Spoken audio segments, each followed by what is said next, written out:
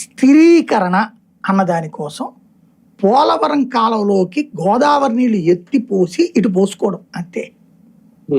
అంటే అక్కడ మన వైఫల్యం.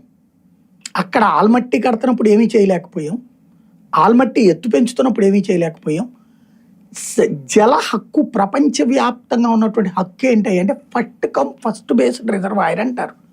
నువ్వు ఎన్ని ప్రాజెక్టులైనా కట్టుకో, మొదటి ప్రాజెక్టుకి నీటి హక్కు నీళ్ళు ఇచ్చాకనే నువ్వు పైన దానికి నీళ్ళు వెళ్ళాలి. ఇది జల చట్టం, అంతర్జాతీయ జల చట్టం. అది దాని ప్రకారం మనకి కృష్ణా డెల్టా మొట్టమొదటిది, కృష్ణా నది మొత్తం మీద కూడా వేరేదేమీ లేదు. మన ప్రకాశం బ్యారేజీ ఫస్ట్ది అనమాట. అది 13.5 లక్షల ఎకరాల ఆయకట్టు, 4 జిల్లాలతో ముడిపడి ఉంది. కృష్ణా, గుంటూరు, ప్రకాశం జిల్లా, అటు పక్కన పశ్చిమ గోదావరి జిల్లా. అంతటికి వర్తించదు, ఆ కొంత ప్రాంతానికి అనమాట. మొత్తం కలిపి 13.5 లక్షల ఎకరాలు. తర్వాత అది 12.5 అయ్యింది, మిగతాది చేపల చెరువులేని అట్లాగైపోయింది. అట్లాగా మనకంతా భావోద్వేగభరితం లేదా డైవర్షన్.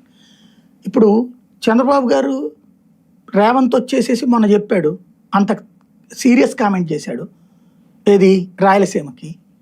బాబు గారు ఏమన్నా ఆపారా? పైగా జగనే తప్పు చేశాడు ఇక్కడ, అది కట్టించడం ద్వారా అన్నారు. ఇదివరకు ఆల్మట్టి గురించి కూడా అట్లాగే అన్నారు.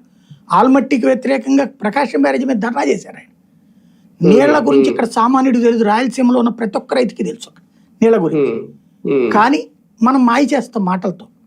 ఆ రైతులు ఎవరు మాట్లాడరు, వాళ్ళు గుంభరంగానే ఉంటారు. నాయకులు మాట్లాడితే మనం ఎదురుదాడి చేసేస్తాం, అయిపోతుంది.